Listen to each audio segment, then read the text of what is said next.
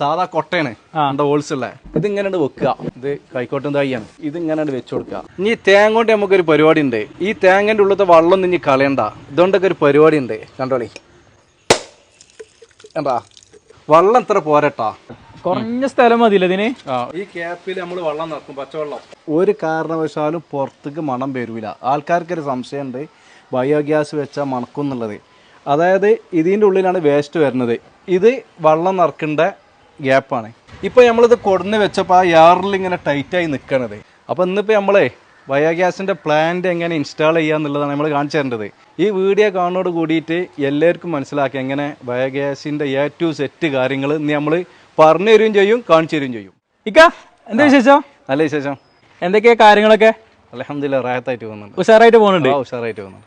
അപ്പൊ നമ്മുടെ സലാംക്ക അല്ലെ? സലാംക്ക. സലാംഖാന്റെ വീടൊക്കെ ഒന്ന് പറഞ്ഞു കൊടുക്കി. എൻ്റെ വീട് മലപ്പുറം കോട്ടക്കൽ എടരി